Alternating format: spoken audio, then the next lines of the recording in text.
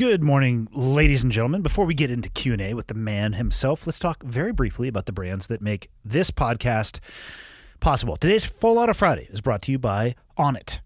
Surf on over to onnit.com/hot if you're interested in total human optimization. If you're not interested in that, then I guess don't. But if you are, surf on over. You know you're in the right spot because the podcast logo is there. And right across the top is going to be where you're going to spend your time. Supplements, nutrition, fitness, apparel, sale, and more, and content.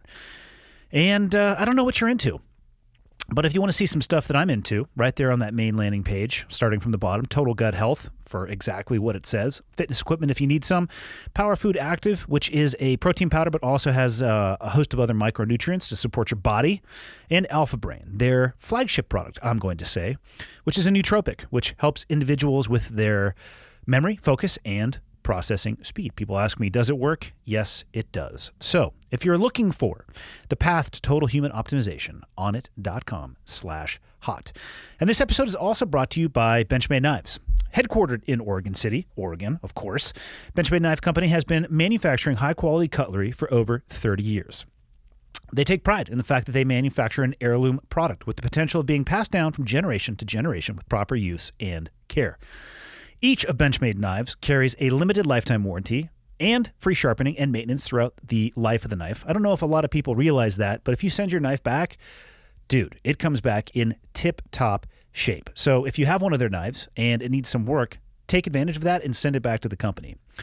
Benchmade puts a strong emphasis on family values and tradition, encompassing the people and products that they create. They have a wide spectrum of product offerings, catering to those in the hunting, tactical, outdoor survival, and EDC, or everyday carry spaces, making it easy for you to dial in the knife that fits your lifestyle. Go to benchmade.com and view their entire selection. And that's it. My guest for this Full Auto Friday, that's not even a word, for this Full Auto Friday, is the man himself, Evan Hafer, the alleged co-founder and CEO of Black Rifle Coffee. Nobody really knows the true story. But here he is, talking specifically about coffee. Okay, got the red smoke. Gun run, north and south, west of the smoke, Okay, copy, west of the smoke. I'm looking at danger close now. Come on with it, baby, give it to me, I need it. You're cleared hot. Copy, cleared hot. All right, are you ready? I'm ready. This is legitimately all questions about coffee. Okay. People have questions about coffee in general and your coffee. Question number one. I'll be on my phone for Please. people watching only to read the goddamn questions, okay? Because I have them saved on my phone. Here we go. Easy. Dear Evan, I currently go between 3 flavors of Black Rifle coffee. Cleared hot. No bullshit. He put that one first, which, by the way, I've got nothing but amazing compliments on. I made a cold brew batch with it. I'm going to be totally honest. I took an entire bag and made it with the entire bag. With a gallon? Was it 1 gallon to your entire bag? It was 40 ounces. I don't know how many ounces are in a gallon. I fortunately had my first few sips while sitting on the toilet because the graphic on the bag is exactly what happened. Also, I was going to be gone for a bit, so it was a 3-day seep. Oh, nice. It was That's like powerful. lightning in a bottle, my friend. Yeah, 3 How days. it gets on the underside of the bowl, it's just like, stand by. Moving on. I go between 3 flavors of Black Rifle coffee, cleared hot, gunship, and silencer smooth. I can't seem to get the ratio of coffee to water right for my pour-over pot, and I don't want to go digital with a scale. What is a simple, old-fashioned measurement that I can use? Well, that's going to be tough. Like, it's like, what I try to explain to people is if you're reloading ammunition and you're just trying to eye your powder, You're going to get some zingers. you're going to get some fucking, you're going to get lots of inconsistency because it's not possible to do it with the human eye. It will fluctuate. So one, your granularity size will determine the flavor. So if you're finer, it's going to be a little bit stronger. If you're coarser or more coarse, it will be weaker because the coffee doesn't penetrate and then steep through and make what we'll call a full saturation level coffee. Now you can go too fine and that'll slow down and create too much saturation. So it's not only the balancing act between your coffee to water ratio, but it's also the granularity size. So you can decrease your granularity size or increase it, and that'll fluctuate the flavor. So you've got 3 different variables that you're going to have to work through. How much coffee you're putting through, what the coffee or what the water temperature is, and what the granularity size is. So those 3 things are going to determine your perfect flavor. I don't tell people, what their perfect flavor or what their perfect taste is for their palate. I have mine, which is a 1:16 ratio. So 30 grams of coffee creates 480 grams yielded of liquid coffee. So ground roasted coffee to liquid coffee. You got to use a scale. I mean, I've been doing this for a long time, and I test myself every morning, by the way. So eyeing it, trying to get 30 grams on the nose. I get it right. Could you use a measuring cup like in a pinch? Sure, you can use a measuring cup. You could. I mean, what I would do then is, but you still got to start with how many grams are in the measuring cup. Yeah. You still got to start with that to figure out how many grams to. Like, I don't understand what the resistance is to trying to get a scale. Like it's $30. As you were just saying that, I was literally thinking in my head, I think the answer to this question is to get a scale. Yeah, just get a scale. It's $30. Good God, man! Like, and then measure out with your measuring cup if you really wanted to, and figure out and like draw a line in there, and then I guess then as long as do it manually if the grind was the same, right? Because it would. Yeah. If you're getting pre-ground, it doesn't matter because it's all going to be ground basically at the same. If it's coming from us, it's all going to be basically a pour over grind, so you're good. But just borrow a scale. Maybe if you don't want to buy one, just borrow one from somebody, or maybe take one from your reloading table and just use it there. I don't fucking know, but use a goddamn scale. That's a good answer. Are global politics and climate change affecting coffee availability and prices? Yes. And this is a really complex problem, so I'll try to chop through the forest as simple as I can on this, which is coffee is still a commodity, and it's commodities priced and then traded, right? So when you're in a commodities game, you're always trying to lower prices. That's the way it goes. And then different countries have different regulations specifically on labor. So practices of labor, what qualifies as sustainable agriculture, there's a wide variety of variables. So when you're going to South America, for instance, and you're looking for a good coffee, if you're going to go to, ethically sourced, fair trade, shade grown, organic, all those qualifying factors are good. They're not great. They're just okay, depending.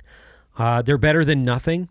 So geopolitically, what I would say is yes, but most of the price increases are coming from a lack of labor or labor restrictions based on COVID, not necessarily politics. So if you're labeling COVID as a semi-political or political issue, then yes, you could say this. Climate change for sure, but climate changes all the time. So you'll have more rainfall, less rainfall, increased temperature throughout decades of us growing coffee. You have increased coffee consumption too. So increased coffee consumption in the United States specifically, because we drink the majority of the coffee internationally per capita. So price, geopolitically, what's affecting it? Mainly COVID, 2, labor, and then 3, climate change, yes, but mainly it needs to be a diversity of coffee genetics that makes it more resilient towards fungi and things like that will ultimately increase the resiliency of the coffee and make it more resilient to climate change. Interesting. 2 questions. 1, what level of coarseness is best for a French press? 2, what is your go-to suppressor for a 556 SBR? Oh, yeah, that's easy. Send me some softballs.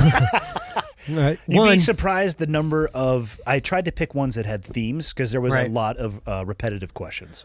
Okay, so number 1 on the French press, just don't drink it. It's disgusting. Stop drinking it. It's... powerful. Yeah, just stop. Just a general rule of thumb, just stop. It's disgusting. If you absolutely have to drink a French press, coarse, the more coarse, the better. So when you look at kind of the direct comparisons, salt, pepper, and above pepper go above pepper as far as the granularity size and coarse. Oh, interesting. Because when a French press is steeping, which typically you want a 1:12 ratio on your French press. So water to coffee, it's 1:12, 1:10. Okay, so it's lower coffee to water ratio means you need to also steep it for, I think, depending on the size of the French press, you're up to 5 minutes depending. So 1:12. You're going to put your coffee in, then put your water in on top of it. All your grounds go to the top. When they start to naturally fall, that's when you press it. A lot of people, what they're doing is they like put their coffee in, they put their water in, and they just try to shove that shit down. Don't wait for it for at least 2 minutes before you start to press. Wait for it to naturally fall. And you'll look, if you're looking into your French press, and you'll see, if it's got glass, you'll start to see the coffee fall. And that's when it's time to press it. If you don't have a clock, or if you're like that other dude that doesn't want to buy electronics, like, oh my God, I can't weigh it and I can't look at my watch. Just wait for it to naturally fall. The suppressors that I like for my SBR right now, dead air. So I'm using a lot of dead air right now. That's, I personally think they make the best suppressor on the market. And I've got, Silencer Co. You have a variety. Gemtech. I've got a variety. I've kind of got a whole cornucopia of suppressors, if you will. Connoisseur, if you will. I'm a connoisseur of suppressors. Yeah. I like dead air, man. Okay. Do the ones you use mostly direct thread, or do they have adapters? I have both. What do you prefer? What I like is the quick detach. QD, if you will. The QD. I like Quebec the QD. Delta. Yeah, Quebec. And the reason I like them on the quick detach mode is I typically don't have thread protectors, and I don't carry thread protectors most of the time. So when I take my suppressors off because I need to pack them into a box because I'm flying or whatever, I don't want my threads to get dinged around. So I just like the QDs because it protects my threads. It's not because of a QD, like I need to take this thing off real fast so I can hide it. No, man. I just want a thread protector most of the time. That's what I want. Well, and you can get them off faster. Correct. With the QD. Yep. Okay. Is there a region or plant that he, meaning you, has been unable to get for the exclusive membership that is on his dream list? And or what has been the hardest to obtain for the exclusive club? No. Which people may not realize, that's kind of, I'm going to describe it as kind of your pet project / baby. Yeah, that's me. Yeah. So I myself and Edwin Parnell, he's a former 1st Special Forces Group guy. We met in Kabul, Afghanistan. He and I, we profile all the coffees regardless, but every month we have a new project, which is the exclusive coffee subscription. That's my pet project. So I curate the art. Everything involved in that is like, and you'll see it. Like if you know my personality, you'll see it come through because I have tasting notes, way to make the coffee, and then all the designs are fucking crazy. So it's one of my favorite parts of the job. But no, there hasn't been a coffee that I haven't been able to get. What's been the hardest one to geisha get? So there's a strain, it's called geisha, actually. And most people mispronounce it and call it geisha, to include myself because I think it's funny. But that's the original strain is from Ethiopia, and it's from, some people would say that it's the first coffee ever, which is from Claudia, which was a goat herder, and the origin story is he was out there herding his goats ate some magic beans. They started jumping around and they got wild. And then he's like, wait, I should eat some of this shit to see what it does to me. Because everybody does that. Watch your goats eat something and then you eat it. But the geisha was brought from Ethiopia into Panama originally. And then now it's throughout Central and South America. I think it's the best coffee, period. The geisha is the best coffee we've ever roasted. And I do this coffee every year. It's called Dictator Geisha, which is, it's me being an asshole to the rest of the coffee community because they're so pretentious and they're always like, oh, it's geisha, and when you mispronounce it, and it's just so stupid. So what I did was I designed this bag, which is it's a Panamanian dictator uniform. Full regalia. Full regalia with a geisha face and fan, and then a rising sun in the background, because I'm just full idiot and I'm just completely trolling the entire coffee industry with this coffee. And I named my new dog, who's a German wire hair pointer, Miss Dictator Geisha, which is also after that coffee. But it's one of the hardest coffees to not only procure, it's one of the most expensive. So it is the most expensive coffee that's ever been sold, which is out of Panama. I think it was the price per pound was like astronomical. It's like $4,000 a pound or something crazy, right? And but we haven't had a problem necessarily procuring the geisha coffees. It's how you roast them, profile them. Like that's where the difficulty comes in. It's like you can find really good coffees, but then it's roasting them and making sure that they reach the customer on the time where they're peaking in profile. Yeah. And that's the whole point of the exclusive coffee subscription, is to make sure that people are getting it while it's peaking, because then they know, wow, this is really like, this is how coffee can really change throughout the entire 12 months. You're going to get multiple different types of coffee, and you're going to like see how wide of a palette it can create. When you were talking about the geisha, it reminded me, I didn't grab this question, but I saw a couple versions of it, and it had to do with Kona coffee. Mm-hmm. People asking if you were going to do an ECS with Kona. Yeah, so I've been talking about it for a while. I'm not a huge fan of Konas. I think that, one, they're really expensive. So it essentially means green, Hawaiian, right? Correct. Yeah, and it's from a specific region in Kona, Hawaii. And you have to do, when you're doing a Kona coffee, you have to do at least 50%. I believe it's like 50 or 60% of the coffee has to be from Kona for it to be labeled as Kona. It's $20 a pound green. So before you put it into a roaster, it's typically going to start really high, because it's labeled as a Kona coffee. I'm not a huge fan of it. At $20 a pound, I can go to Panama, and just from my profile, I'm not knocking any Kona coffees, by the way. There's plenty of people that love them. It's not my bag. Like, I like Panama, Costa Rica, Guatemala, Colombia. I like Central and South America for coffees, and I like the Horn of Africa, Ethiopia.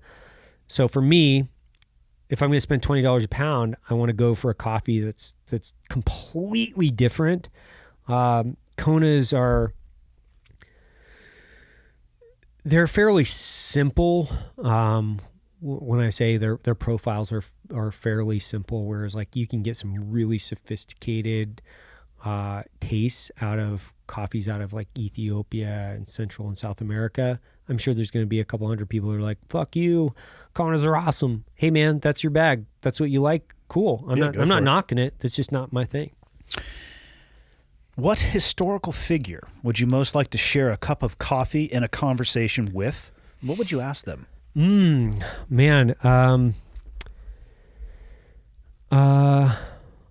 Boy, that's an interesting one. I think the Dulles brothers, I don't know if you're familiar with them. I am not. So there's the Dulles brothers were basically, one was in charge of the State Department, one was in charge of the CIA. And you had some historical figures that were directly representative to building the CIA back in the 1940s and 50s. I think it's a very interesting point in American history that I think a lot of people don't necessarily unpack and organize. So Frank Dulles would be an interesting guy to sit down and have coffee with, but he would just lie to me because he's a CIA guy, so he'd just fucking lie. What would you talk to him about? I would talk to him about... Would you try to explain to him you're from the future? Be like, listen, dude, this is how it got all fucked up. I would try to talk to him about, hey man, you're going to build this incredible organization. Let me help you fucking chop through the weeds on this bullshit. And like, I think those guys knew so much about what was happening within the Cold War, the Soviet versus America, obviously. The Cold War, they would be really interesting to talk to. Outside of language barrier, like Alexander the Great would be incredible to talk to, but I'd also require an interpreter, which would take away some of the significance. In this fantasy situation, they speak whatever language you want. They speak whatever. Yeah, I think Alexander the Great would be very interesting. But I think the most interesting historical figure would probably be Socrates. I think I would probably go as far back as a philosopher from there. So if we're going ancient, we'll go Socrates. Any timeline you want. Yeah. So I think Socrates would be one of the most interesting people to talk to. And then outside of that, one of the founding fathers, George Washington would be very George Washington's an easy one. That's a low hanging fruit guy. Like, oh, talk to George Washington. That's just kind of a simple answer to a very complex question. But he's a really complex person in history. So I think Socrates, George Washington, those are kind of like top picks. I think I would go back, maybe less Socrates for me, more one of the founding fathers. I would love to sit with a cup of coffee and be like, listen, in the years since you've been dead, many people have tried to interpret what it is the fuck you guys wrote down. Let's unpack it a bit. And they'd be like, listen, dude, I drink beer all day. I don't even know what the fuck I'm saying half the time. Water is not drinkable around here, and I'm going to die of smallpox any day. I don't even know what the fuck I'm writing. Wouldn't it be interesting, though, to have them be able to unpack instead of people trying to argue about what words meant back then and what they actually meant in their writings? Be great. That'd be cool. Okay, back to coffee gear. What is the minimum basic gear for someone who likes coffee but needs to keep mornings simple? Improve my daily coffee game, but keep it easy. Oh, it depends on easy. Like, nothing in life worth having is easy. Like that's just a fucking myth. Like, flush that out of your system now. The best and most simple way to improve your coffee game is to get a Chemex filters, a scale, and you need a good burr grinder, whether that's manual or electronic. For your one guy, he's going to go manual, analog. He's going to hit that analog game. Trevor Thompson of the coffee world. So it's super simple. You need a decent scale, you need a decent grinder, you need a Chemex, and you need a kettle. Once you get all those things, you're investing a whopping total of about 5 minutes a morning to your coffee, and that will change the way you make coffee for the rest of your life, because you can fluctuate every variable. You can, annotate it if you want, but dude, it will make such a superior cup of coffee that you'll never go back to your Mr. Coffee. You'll never go back. Do you rinse your Chemex filters? Yeah. I do too. And for people listening, you should do that. Heat up your kettle and then put your filter over like a clear glass and pour into it, and you'll be amazed at what comes out of just that paper filter. So yeah, do that before you make your coffee so it rinses it out of there. It actually changes the taste quite a bit. Yeah, because you're not getting any of the paper taste. You're getting nothing but the coffee basically steeps and it goes straight through the filter versus being saturated into the paper and then out through. So you're eliminating the paper taste. Yeah, don't drink paper. This is the tough one. I don't know where you're going to go on this. If Evan had to choose only one, which one would it be? Number one, you get shot in the balls and drink as much coffee as you want for the rest of your life. Mm-hmm. Or two, keep your balls and no more coffee forever. It's a conundrum. It is. It's a tough conundrum. I mean, do I need my balls at this point? I've got 2 kids. I thought you might go down this path. There's testosterone therapy, so he's not eliminating that. No. So I don't technically need my balls. I have supplemental testosterone. I have the kids that I want. I don't need my balls. I need coffee. I'm going to go with the balls, all coffee. You're going to get shot in the balls. And it doesn't even necessarily say you're going to lose your balls. It just says I'm going to get shot in the balls. Yeah. And are we talking about a 22 or a BB gun? Could be 50 cal. I think, don't like that idea. But I'm into the BB gun. I could do that. Fair. All right. lots of questions about pour-overs. Can you ask Evan to go over his pour-over technique? What time frames as you keep doubling grams of water? Oh, that's fairly easy. I do it every morning, which is so I make the same quantity of coffee every morning, typically between, we'll call it 5:30 and 6:15 in the morning, depending on when I wake up. So it's 30 grams of coffee. So ground on my grinder, which is a fellow grinder, which is fucking ridiculously expensive, cool grinder, but it's awesome. Perks of the job. Yeah. Number 4. So 4 setting for pour over, grind 30 grams. It's always ECS. So I'm on a 2-bagger ECS for myself. And then that yields. So I put that on a Hario scale, making it in a Chemex. So literally I put my Chemex on the scale. I heat up my water to 197 degrees. So Ooh, I've been going with 195. Am I missing out? No, I mean, you can tell the difference, but not really. 197's 195, really close. I like just below 200. On all the ECSs, you have to do below 200. So I always recommend 197 as a starting point. You can cool it off. What if you go over 200? It can. These are sensitive, not like woke sensitive, but these are sensitive coffees. So once you start increasing your temperatures, you're going to have a greater impact to the taste, and it can taste burnt. So you want to stay below 197 and above 192. Okay. So stay in that wheelhouse. So I'm 30 grams in. I flush the Chemex. I warm it up. So that's the other thing that you're doing. So when you're flushing your Chemex, you're warming it up. You pour, we'll call it,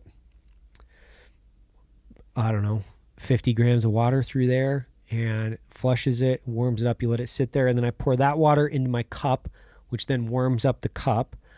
Then I dump my 30 grams in, and then it's 30 grams in, and I'm doing double the amount of water in the coffee. So I'm going up to 60, then I go from 60 and I double, I go to 120. So I'm like doubling every time. Isn't your first pour, though, what do you call it, the bloom? Yeah. So if you don't put enough water in it, it won't bloom. So if you're doing, I used to do equal parts water, equal parts coffee. Don't do that anymore.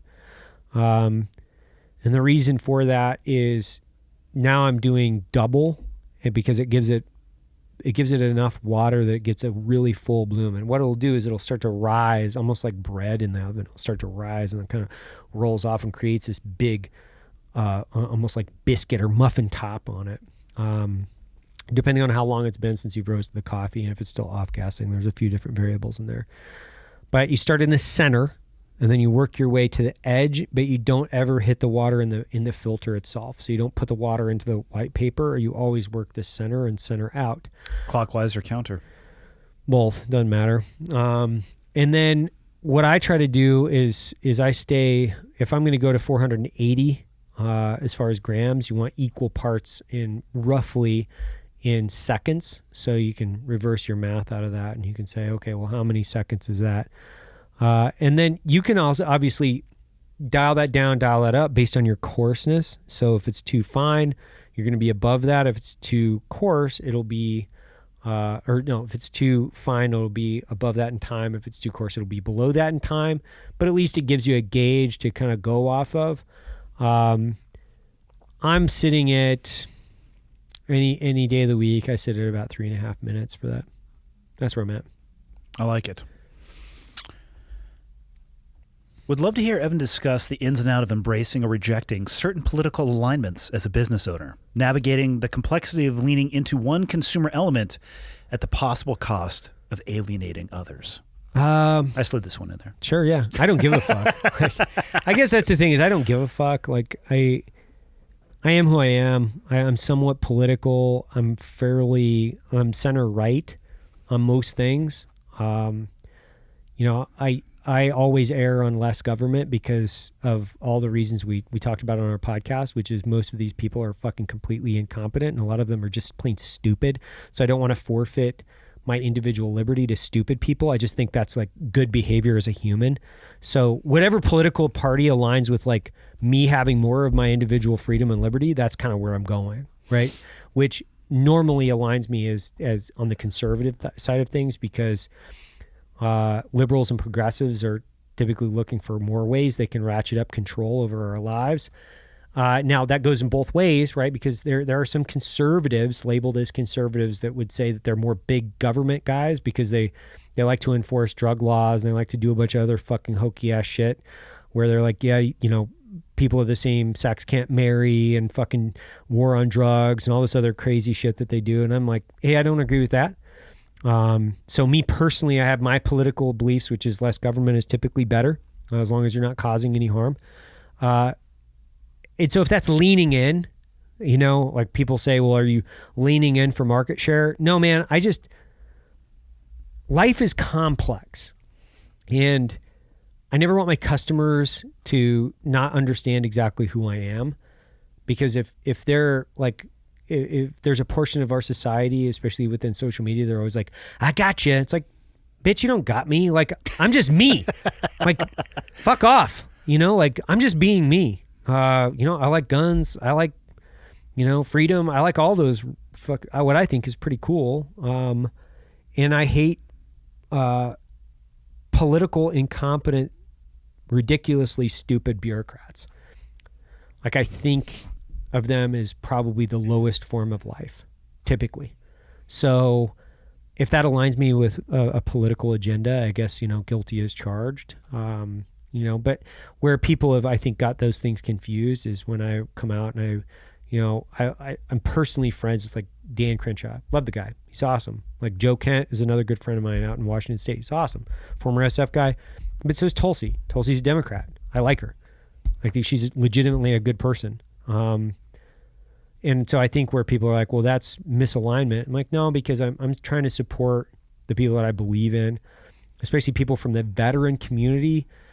I think more people from the veteran community need to run for office that have wartime experience, because I think that we'll find ourselves in less of these predicaments in the future if we have more politically active veterans. So it's 100% in line with what I believe in. I think where a lot of people sometimes get that confused is like, you have to toe the party line and only, you know, support the people that I support. It's like, nah, man, I'm free. That's the cool thing about it.